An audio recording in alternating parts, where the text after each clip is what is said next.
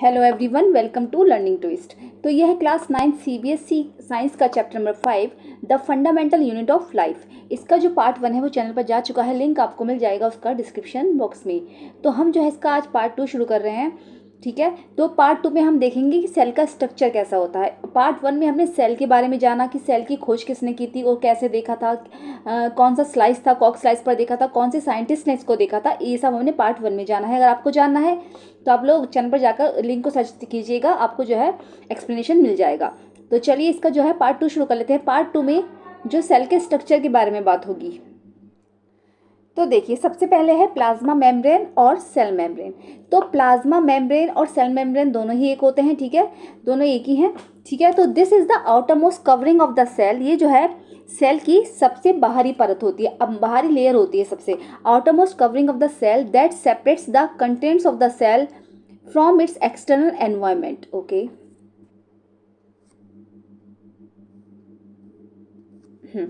तो ये क्या करती है, ये जो लेयर होती है ये सेल के अंदर जो है वेस्ट पदार्थ, जो वेस्ट सब्सटेंसेस होते हैं, पदार्थ होते हैं, उनको बाहर भेजती है, वेस्ट को बाहर भेजती है, और जो उसके यूजफुल सब्सटेंसेस होते हैं बाहर जो होते हैं वो उनको अंदर आने देती है।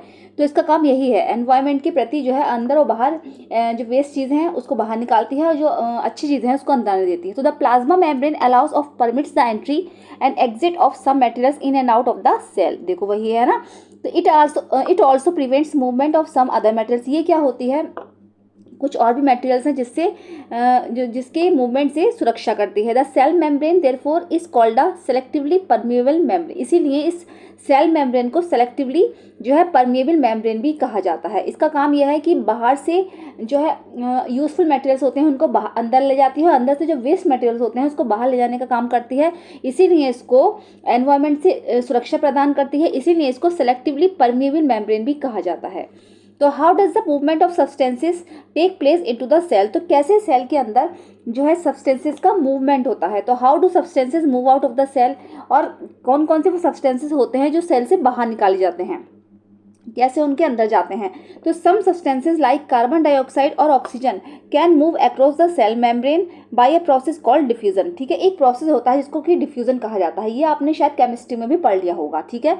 तो डिफ्यूजन एक प्रोसेस होता है जिसमें क्या होता है, कार्बन डाइऑक्साइड और जो ऑक्सीजन होती है ना वो मूव करते हैं सेल मेम्ब्रेन के अंदर। तो जैसे मान लीजिए, तो हमेशा ये क्या होता है, जो डिफ्यूजन होता है इसमें क्या होता है, इसमें हाई कंसंट्रेशन से लो कंसंट्रेशन की तरफ जो है मूवमेंट होता है। मान लीजिए जैसे ये है सेल है, इसके अंदर जो है CO2 भर रही है, तो इसमें क्या है, इसमें जो है CO2 ज़्यादा मात्रा में है। CO2 चलिए CO2 पहले कम मात्रा में है, अगर कम है इसमें कम मात्रा में यानी लोअर कंसंट्रेशन में है, और यहाँ पर जो है ऑक्सीजन है, ठीक है, यहाँ पर जो है ऑक्सीजन है, बाहर की साइड ऑक्सीजन है। अगर बाहर की साइड से मूवमेंट होगा, हाई कंसंट्रेशन में ऑक्सीजन है, ठीक है, हाई कंसंट्रेशन में ऑक्सीजन है, तो क्या है, ऑक्सीजन जो है अंदर की साइड जाने लगेगी, बाहर से अंदर की साइड जाएगी। मैंने बताया है कि हाई कंसंट्रेशन से लो कंसंट्रेशन की तरफ जाती है। ऐसे ही क्या होगा सेल में, जैसे कि CO2 ज़्यादा हो रही है, इकट्ठी है ना, CO2 ज़्यादा इकट्ठी हो गई है, उसमें फिर CO2 आ गई, मतलब लगातार जो है CO2 उसमें इकट्ठी होती चली जा रही है। तो CO2 ज़्यादा जहर का काम करेगी, पॉइजन बन जाएगा, इसीलिए क्या होगा, विषैली हो जाएगी। तो जो वेस्ट हो गया यानी कि वो, तो उसको वो बाहर निकालने का काम करती है। अगर ज़्यादा मात्रा में CO2 इकट्ठी हो गई है तो यहाँ से हाई कंसंट्रेशन से लो कंसंट्रेशन यानी बाहर की साइड जाएगी। बाहर की साइड जो है लो कंसंट्रेशन है CO2 का। तो जो मूवमेंट होता है सब्सटेंसेस का वो हमेशा हाई कंसंट्रेशन से लो कंसंट्रेशन की तरफ होता है, ठीक है। बस आप ये याद रखना कि मूवमेंट जो होगा डिफ्यूजन में क्या होगा, जो मूवमेंट होता है सब्सटेंसेस का वो हाई कंसंट्रेशन से लो कंसंट्रेशन की तरफ होता है। अगर CO2 जो है ज़्यादा मात्रा में है तो यहाँ से CO2 बाहर की साइड जाएगी, और अगर ऑक्सीजन बाहर की साइड ज़्यादा मात्रा में है तो ऑक्सीजन जो है बाहर से अंदर की साइड आएगी, यानी कि हाई से हमेशा लो कंसंट्रेशन की तरफ मूवमेंट होगा। इसी प्रोसेस को जो है डिफ्यूजन कहा जाता है। We have studied the process of diffusion in earlier chapters. हम पहले के चैप्टर्स में भी डिफ्यूजन की जो स्टडी कर चुके हैं। We saw that there is spontaneous movement of a substance from a region of high concentration to a region where its concentration is low. इसी को ही स्पॉन्टेनियस मूवमेंट कहा जाता है, जिसमें कि जो मूवमेंट होता है वो हाई कंसंट्रेशन से लो कंसंट्रेशन की तरफ होता है। इसको ही स्पॉन्टेनियस मूवमेंट कहा जाता है। इंपॉर्टेंट है ये चीज़, ठीक है। तो something similar to this happens in cells when, for example, some substances like CO2 which is cellular waste and requires to be excreted out by the cell। ये जो कि cellular waste होता है जिसको कि बाहर निकालना जो है बहुत ज़रूरी होता है सेल से। तो in the cells external environment the concentration of CO2 is low as compare to that inside the cell. मतलब इनसाइड अंदर की बजाय बाहर जो है लो होता है, तो अंदर से वो बाहर की साइड फेंकने लगती है सेल जो है। तो as soon as there is a difference of concentration of CO2 inside and outside a cell. तो ठीक है, तो ऐसे ही क्या हो, ये डिफरेंस नज़र आता है कि बाहर जो CO2 है, बाहर CO2 का जो परसेंटेज है और जो अंदर CO2 का परसेंटेज है उसमें काफ़ी डिफ्रेंशिएट होता है। तो CO2 moves out of the cell. CO2 जो जब उसमें बहुत ज़्यादा CO2 इकट्ठी हो जाएगी सेल में, तो वो बाहर की साइड फेंकने लगेगी CO2, यानी कि जब बहुत ज़्यादा इकट्ठे होगी तो वहाँ पर जो है हाई कंसनट्रेशन हो गया, तो हाई कंसनट्रेशन से लो कंसनट्रेशन में जाएगी, तो वो CO2 जो बाहर की साइड सेल जो है फेंकने लगती है। From a region of high concentration to a region of low concentration outside the cell by the process of diffusion. और जो ये प्रोसेस होता है ये होता है डिफ्यूजन, इसी को डिफ्यूजन कहा जाता है। उसी तरीके से अगर हम ऑक्सीजन को ले लें, oxygen enters the cell by the process of diffusion. Oxygen भी जो है सेल के अंदर जो है प्रवेश करती है, एंटर करती है डिफ्यूजन के थ्रू ही। When the level of concentration of oxygen inside the cell decrease, जब ऑक्सीजन का जो लेवल होता है सेल के अंदर घटने लगता है और सेल के बाहर जो है ऑक्सीजन का लेवल बढ़ने लगता है, तो जो है ऑक्सीजन भी तो हाई से ही लो में जाएगी ना, हाई कंसंट्रेशन से। तो जब ऑक्सीजन का लेवल बाहर की साइड बढ़ रहा है तो बाहर से वो अंदर आएगी, अंदर की साइड खींचेगी ऑक्सीजन को। तो thus diffusion plays an important role in gases exchange between the cells as well as the cell and its external environment. इसीलिए जो डिफ्यूजन है एक इंपॉर्टेंट रोल प्ले करता है सेल्स में गैसों के आदान प्रदान में। ठीक है, कि किस तरीके से CO2 बाहर जा रही है और किस तरीके से ऑक्सीजन अंदर आ रही है, तो ये भी एक मेन रोल जो है प्ले करता है। Water also obeys the law of diffusion. Water भी जो है डिफ्यूजन का रूल्स ही फॉलो करता है। The movement of water molecules through such a selectively permeable membrane is called osmosis. ऐसे ही जो वाटर मॉलिक्यूल्स होते हैं वो भी जो है इस परमिबल मेम्ब्रेन के थ्रू आते जाते हैं, तो इसको ऑस्मोसिस कहा जाता है। तो जो सेल के थ्रू होता है वो तो हमारा ये हो गया डिफ्यूजन। ठीक है, ऐसे ही जो सेलेक्टिवली परमिबल मेम्ब्रेन होती है इसके थ्रू जो वाटर मॉलिक्यूल्स का आदान प्रदान होता है उसको ऑस्मोसिस कहा जाता है। तो आपको डिफ्यूजन तो अच्छे से क्लियर हो गया होगा। ठीक है, तो हम जो है अब ऑस्मोसिस को क्लियर करेंगे। ऑस्मोसिस में क्या है, उसमें जो वाटर मॉलिक्यूल्स हैं परमिबल मेम्ब्रेन के बाहर और अंदर जो है मूवमेंट करते हैं। तो देखते हैं कैसे करते हैं। ठीक है, तो the movement of water across the plasma membrane is also affected by the amount of substance dissolve in water. तो वाटर मॉलिक्यूल्स जो करेंगे ना उसमें कितना अमाउंट जो है सॉलिड घुला हुआ है, जैसे मान लीजिए नमक का मिक्सचर है या फिर चीनी का मिक्सचर है ना, सॉल्ट का मिक्सचर है या फिर शुगर सॉल्यूशन है, तो उसमें नमक मतलब कितनी, मान लीजिए जैसे ये है इस तरीके से वाटर है। ठीक है, इसमें नमक कितना मात्रा में घुला हुआ है। ठीक है, सॉल्ट है, मान लीजिए इसमें सॉल्ट है और एक मिक्सचर है इसमें जो है चीनी घुल हुई है। तो चीनी कितनी मात्रा में है, नमक कम मात्रा में है, तो वाटर का परसेंटेज ज़्यादा हो गया है। यहाँ पर जो है अगर चीनी ज़्यादा घुल गई है तो वाटर का परसेंटेज जो है कम हो गया। तो इसमें भी ऐसा ही रूल्स फॉलो होगा, हाई कंसंट्रेशन से लो कंसंट्रेशन की तरफ जाएगा। उसमें चाहे सॉलिड कोई भी घुला हुआ हो लेकिन उसमें वाटर का परसेंटेज देखा जाएगा कि परसेंटेज वाटर का कितना है, कितना वाटर जो उसमें बचा है, डिजोल्व कितना हुआ है। तो thus osmosis is the net diffusion of water across a selectively permeable membrane towards a higher solid concentration. ठीक है, वही रूल्स फॉलो होगा इसमें भी, हाई कंसंट्रेशन से लोअर कंसंट्रेशन की तरफ जो है जाएगा। What will happen if we put an animal cell? Okay.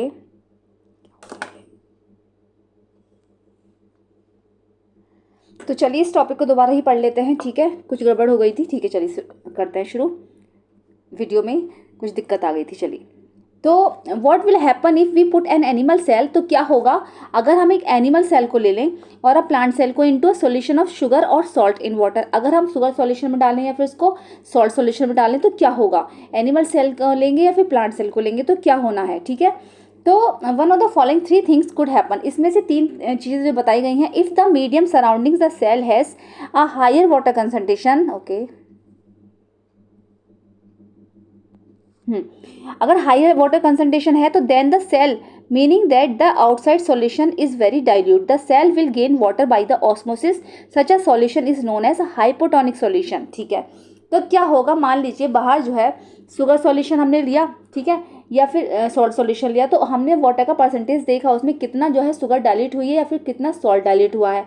Plant cell और एनिमल सेल को उसमें डालें तो देखेंगे क्या होगा, जो पानी है ना हायर, जैसे मान लीजिए इसके अंदर जैसे हमने ये लिया, इसमें हमने डाली पानी है, इसमें हमने शुगर सॉल्यूशन डाल दिया, फिर नमक का सॉल्यूशन डाल दिया, इसमें अगर हमने सेल डाला, इस तरीके से सेल डाल दिया इसके अंदर, तो क्या है अगर बाहर की साइड जो है बाहर की साइड जो है परसेंटेज पानी का ज़्यादा है, अगर 80% या 90% है और 10% ही उसमें सॉलिड घुला हुआ है, तो क्या होगा, पानी बाहर से अंदर की साइड सेल में जाने लगेगा, है ना। ऐसा नहीं कि सिर्फ सेल में घुसेगा, वो सारे डायरेक्शन में सेल में पानी जाएगा और सेल जो है वो फूलना शुरू हो जाएगी, क्योंकि पानी जो है उसके अंदर भरने लगेगा। तो जब भरेगा तो क्या होगा, सेल जो होगी वो फूलना शुरू हो जाएगी। ठीक है, ओके, कहाँ पे थी मैं, हाँ। The cell will gain water by the osmosis, such a solution is known. Osmosis के थ्रू यही होगा, जो हाई कंसंट्रेशन से लो कंसंट्रेशन में पानी जाता है, तो बाहर की साइड ज़्यादा है पानी का परसेंटेज, तो पानी जो है सेल में जाने लगेगा, जिससे कि सेल जो है फूल जाएगी। Water molecules are free to pass across the cell membrane in both direction. और जो वाटर मॉलिक्यूल्स होते हैं ये सेल मेम्ब्रेन के आर पार जाने के लिए फ्री होते हैं, ये नहीं कि वो सेल में ही जाएंगे, वो किसी भी साइड में जा सकते हैं। तो सेल में तो जाएंगे जाएंगे और आसपास भी वो जाने लगेंगे। तो क्या होगा, वो सारे डायरेक्शन में तो जाएंगे ही जाएंगे, लेकिन सेल में ज़्यादा से ज़्यादा जाएंगे, तो सेल जो है इससे फूलने लगेगी और जो है सारा पानी जो सेल के अंदर भर जाएगा और सेल फूलने लगेगी। ठीक है, तो ये सब जो होता है ऑस्मोसिस के थ्रू होता है। Second, okay, if the medium has exactly the same water concentration as the cell, और अगर क्या है, बाहर की साइड जो परसेंटेज इतना ही है जितना कि सेल के अंदर है, उस पानी के अंदर है सेल के अंदर, तो जो है तब कोई चीज़ चेंजेस नहीं होगा। मतलब जितना परसेंटेज बाहर है, हाई कंसंट्रेशन अगर है तो अंदर भी अगर हाई है, तो दोनों सेम रहेंगे, तो वो नॉर्मल हो जाएगा। तो ऐसे सॉल्यूशन को हम आइसोटोनिक सॉल्यूशन बोलेंगे। ठीक है, जिसमें सेल फूल जाएगी वो होता है हमारा हाइपोटोनिक सॉल्यूशन। दूसरा होगा आइसोटोनिक, जिसमें सेल नॉर्मल रहेगी, जिसमें पानी का लेवल जो है, परसेंटेज जो है, कंसंट्रेशन जो है हायर से लोअर में नहीं हो रहा है, दोनों ही तरफ अगर लोअर है तो दोनों ही लोअर हैं, अगर हायर है तो हायर है, तो क्या है, तो सेम है वो, मतलब तो there will be no net movement of water across the cell, इसीलिए कि सेल मेम्ब्रेन के आर पर कोई मूवमेंट नहीं होगा। Such a solution is known as an isotonic solution, और ऐसे सॉल्यूशन को आइसोटोनिक सॉल्यूशन बोला जाता है। Water crosses the cell membrane in both direction, water जो होगा सेल मेम्ब्रेन को सारी डायरेक्शन में क्रॉस करेगा, but the amount going is in the same as the amount going out. लेकिन जो पानी आने और जाने का वो जो है, मतलब बाहर जा रहा है और उतना ही पानी अंदर आ रहा है, तो ये चीज़ सेम रहेगी। तो there is no overall movement of the water, the cell will stay the same size, इसीलिए जो पानी का मूवमेंट कोई नहीं होगा और जो सेल होगा वो बिल्कुल सेम साइज का होगा। ठीक है, अब थर्ड है इसमें, if the medium has a lower concentration of water than the cell, और अगर क्या होगा, अगर बाहर की साइड जो मीडियम है, शुगर सॉल्यूशन है या फिर सॉल्ट सॉल्यूशन है, उसका जो मीडियम है अगर लोअर कंसंट्रेशन है वहाँ पर, सेल के अंदर ज़्यादा है, तो सेल से फिर मैं बताऊँगी हायर कंसंट्रेशन से लोअर कंसंट्रेशन में जाएगा, तो सेल के अंदर से पानी जो है निकल कर बाहर की साइड जाने लगेगा, यानी हायर से लोअर में कंसंट्रेशन होता है, तो पानी जब निकलने लगेगा तो सेल जो है वो श्रिंक हो जाएगी, सिकुड़ जाएगी। Such a solution is known as a hypertonic solution, और ऐसे सॉल्यूशन को हाइपरटोनिक सॉल्यूशन कहा जाता है। ठीक है, again water crosses the cell membrane in both direction, दोबारा से जो वाटर क्रॉसेज होगा सेल मेम्ब्रेन में वो सारे डायरेक्शन में होगा, but this time more water leaves the cell than enters it, लेकिन इस टाइम सेल से ज़्यादा पानी निकलेगा उसमें अंदर आने की बजाय। Therefore the cell will shrink, इसीलिए जो सेल है वो श्रिंक हो जाएगी। Thus osmosis is a special case of diffusion through a selectively permeable membrane. Now let us try out the following activity. Osmosis जो होता है कि स्पेशल केस ऑफ डिफ्यूजन होता है, जो कि एक परमेबल मेम्ब्रेन के थ्रू होता है। तो आइए कुछ फॉलोइंग एक्टिविटी को हम दोबारा से करके देखते हैं।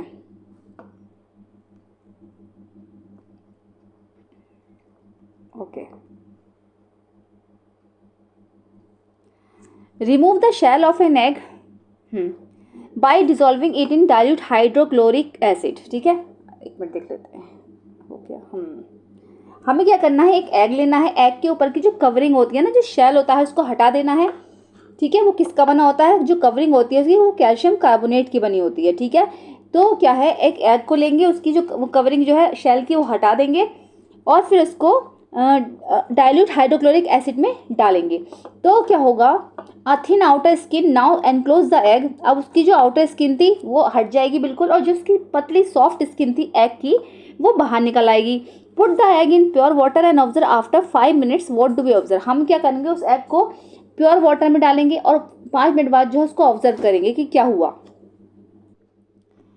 The egg swells because water passes into it by osmosis. अब जो एग है, हमने एग जो सॉल्यूशन में डाला है ना, तो एग जो है वो फूल जाएगा, उसका जो, क्योंकि वो फूलेगा इसलिए ऑस्मोसिस के थ्रू जो है वो फूल जाएगा, क्योंकि बाहर जो है हायर कंसंट्रेशन है, सॉल्यूशन के बाहर हायर कंसंट्रेशन है, तो वहाँ से जो पानी उसके अंदर जाने लगेगा और वो फूल जाएगा। ठीक है, ऐसे ही क्या है, place a similar deshelled egg in a concentrated salt solution. ऐसे ही हम डिशेल्ड एग को जो है सॉल्ट सॉल्यूशन में डालेंगे एंड ऑब्जर्व फॉर 5 मिनट्स। तो द एग श्रिंक्स, क्या एग श्रिंक्स होगा? Y water passes out of the egg solution into the salt solution? Because the salt solution is more concentrated. ठीक है, तो ऐसा ही होगा। चलिए आगे देखते हैं।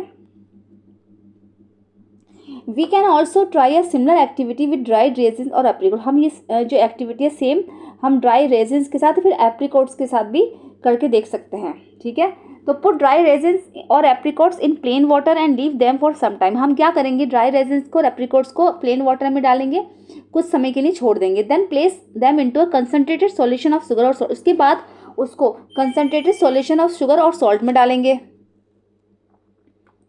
Each gains water and swells when placed in water. ठीक है, जो क्या होगा, ऐसे ही इसमें होगा, हायर कंसंट्रेशन से लोअर कंसंट्रेशन में जाएगा और जितने भी गेन्स हैं वो सब स्वेल्स हो जाएंगे, फूल जाएंगे। उसी तरीके से ऑस्मोसिस के थ्रू होता है ये। When placed in the concentrated solution it loses water. और अगर इसकी जगह हम कंसंट्रेटेड सॉल्यूशन में डालेंगे तो उसमें से पानी निकलेगा और जो है वो श्रिंक्स होने लगेंगे। Unicellular fresh water organisms and most plant cells, unicellular fresh water organism जो होते हैं, ठीक है, तो उसमें क्या होता है, और या फिर प्लांट सेल जो होते हैं, तो वो भी जो है पानी को गेन करते हैं। Through osmosis. ठीक है, ऑस्मोसिस के थ्रू ही करते हैं। Absorption of water by plant roots is also an example of osmosis. ऐसे ही प्लांट्स की रूट्स में जो एब्जॉर्प्शन होता है, ठीक है, देखा आपने, मैंने बताया था, बायो में पढ़ा भी है कि क्या होता है, रूट्स जो होती है वो एब्जॉर्प्शन करती हैं मिट्टी से, पानी से, वो पानी लेती हैं, है ना, मिट्टी से एब्जॉर्ब करती हैं पानी को, तो इस तरीके से प्लांट्स बढ़ता है ना, तो ये भी एक ऑस्मोसिस का ही एग्जाम्पल है। 10. Diffusion is important in exchange of gases and water in the life of a cell. इसीलिए डिफ्यूजन जो है गैसों के आदान प्रदान के लिए और वाटर जो है सेल की लाइफ के लिए बहुत ज़रूरी है। In addition to this the cell also obtains nutrition from its environment. अब हमें कुछ चीज़ें पता चली, जैसे कि हमें डिफ्यूजन पता चला, ऑस्मोसिस पता चला, उसी तरीके से सेल के लिए जो है, सेल जो होती है एनवायरमेंट से न्यूट्रिशन भी लेती है। Different molecules move in and out of the cell through a type of transport requiring use of energy. इसी तरीके से जैसे न्यूट्रिशन ऑस्मोसिस होता है, डिफ्यूजन होता है, उस तरीके से न्यूट्रिशन भी होता है सेल में। तो क्या होता है, एनवायरनमेंट से न्यूट्रिशन लेते हैं वो, तो डिफरेंट मॉलिक्यूल्स जो होते हैं वो अंदर आते हैं और बाहर जाते हैं सेल से, तो इस ट्रांसपोर्ट के थ्रू होता है सब। Transport requiring use of energy, energy का जो ऊर्जा होती है ना, एनर्जी का आदान प्रदान होता है, उस तरीके से सेल में ये सब चीज़ें, न्यूट्रिशन होता है, ये सब चीज़ें होती हैं। तो the plasma membrane is flexible and is made up of organic molecules called lipids and proteins. तो प्लाज्मा मेम्ब्रेन जो होती है वो फ्लेक्सिबल होती है और ये ऑर्गेनिक मॉलिक्यूल्स की बनी होती है, जिसको कि लिपिड्स और प्रोटीन्स कहा जाता है। However we can observe the structure of the plasma membrane only through an electron microscope. हम जो है प्लाज्मा मेम्ब्रेन का स्ट्रक्चर सिर्फ माइक्रोस्कोप की मदद से ही देख सकते हैं। The flexibility of the cell membrane also enables to cell to engulf in food and other materials from its external environment. Such process are known as endocytosis। ठीक है, जैसे कि सेल मेम्ब्रेन की फ्लेक्सिबिलिटी हो गई, या फिर ये जो न्यूट्रिशन होता है, इनका फूड लेते हैं, मटेरियल्स लेते हैं बाहर से, मूवमेंट होता है इनका, जो वेस्ट मटेरियल्स होते हैं बाहर निकलते हैं और जो यूजफुल मटेरियल्स होते हैं वो उसके अंदर आते हैं। इन सारे ही प्रोसेस को एंडोसाइटोसिस कहा जाता है। Amoeba acquires its food through such process. Amoeba जो है अपना जो फूड है वो इसी प्रोसेस के थ्रू लेता है। तो क्या होता है अमीबा में, जैसे मान लीजिए ये अमीबा है, मैं बताती हूँ। अमीबा का कोई शेप नहीं होता, आप किसी भी शेप का बना सकते हो, ठीक है, इस तरीके से मान लीजिए। तो जब इसको अपना खाना लेना होगा, इसको न्यूट्रिशन लेना होगा, तो इसका जो ये वाला हिस्सा है ना, ये वाला हट जाएगा, ये ओपन हो जाएगा, ये खुल जाएगा, यहाँ से ये वाला हिस्सा ओपन हो जाएगा और यहाँ से पता नहीं तो ये हट जाएगा यहाँ से।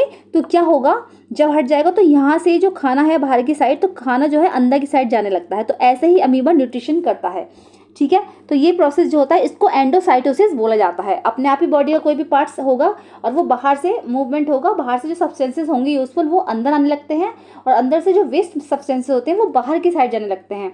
तो अमीबा जो है अपना न्यूट्रिशन ऐसे ही करता है। चलिए अब आगे देखते हैं। Find out about electron microscopes from resources in the school library और थ्रू द इंटरनेट। कुछ इलेक्ट्रॉन माइक्रोस्कोप्स के बारे में पता लगाइए, कुछ ढूंढिए स्कूल लाइब्रेरी में या फिर इंटरनेट के थ्रू देखिए। Discuss it with your teacher, अपने टीचर से इसको डिस्कस कीजिए, ये एक्टिविटी आपके लिए है, ठीक है। हाउ डू सब्सटेंस, क्वेश्चन है how do substances like CO2 and water move in and out of the cell, discuss कि कैसे CO2 और जो अदर सब्सटेंसेज हैं वो सेल के अंदर जाते हैं फिर बाहर आते हैं, वाटर कैसे जाता है, तो ये सब मैं पढ़ा चुकी हूँ, ठीक है। अगर आपको समझ नहीं आ रहा है तो आप वीडियो को पॉज करके देखिए, बार बार समझिए, आपको अच्छे से समझ में आएगा, ठीक है। तो और why is the plasma membrane called a selectively permeable membrane, और प्लाज्मा मेम्ब्रेन को क्यों जो है सेलेक्टिवली परमिएबल मेम्ब्रेन कहा जाता है, ये भी क्वेश्चन इंपॉर्टेंट है। ये दोनों ही क्वेश्चन आपको अच्छे से तभी समझ में आएंगे जब आप चैप्टर को अच्छे से रीड करके मेरा एक्सप्लेनेशन समझ लोगे, ठीक है। तो चलिए हम जो है अब नेक्स्ट टॉपिक कवर करेंगे, सेल वॉल, ठीक है।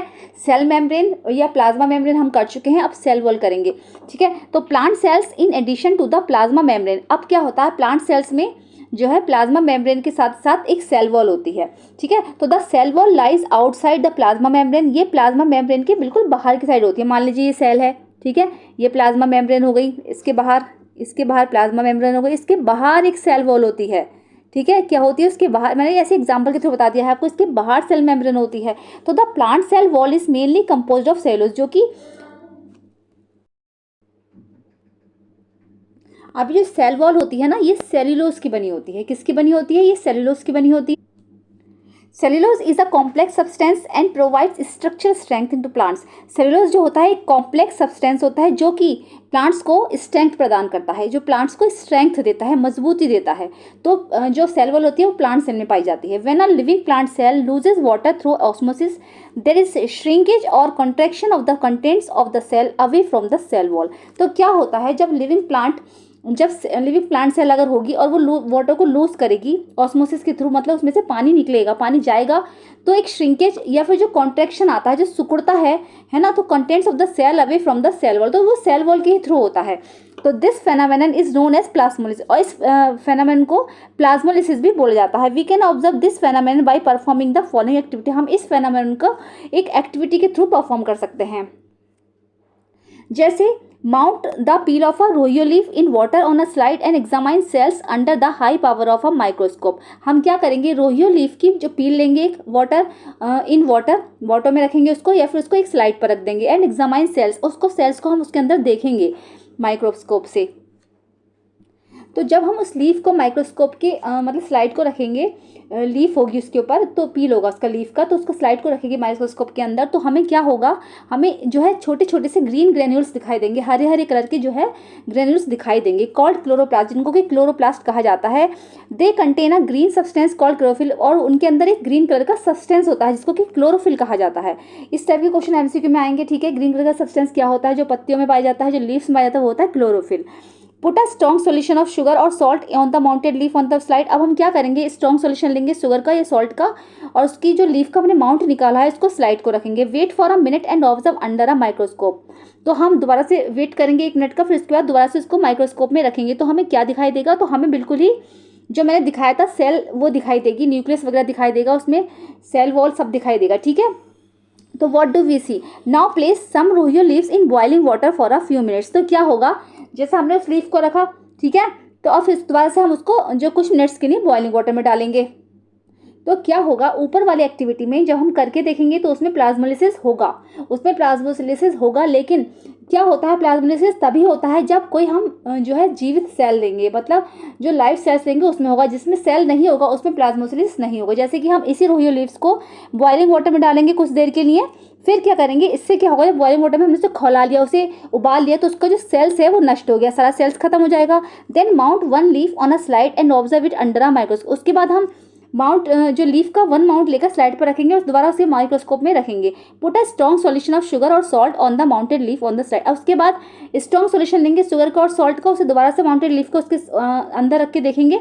Wait for a minute and observe it again, दोबारा से हम 1 मिनट का वेट करेंगे, फिर ऑब्जर्व करेंगे। व्हाट डू वी फाइंड, हमें क्या मिला, डिड प्लाज्मोलिसिस ऑक्योर नाउ, तो क्या प्लाज्मोलिसिस अब हुआ, तो अब प्लाज्मोलिसिस नहीं होगा। प्लाज्मोलिसिस तभी होगा जब उसके अंदर सेल होगी, जब सेल डेड हो गया तो कोई प्लाज्मोलिसिस नहीं होगा। चलिए आगे देखते हैं।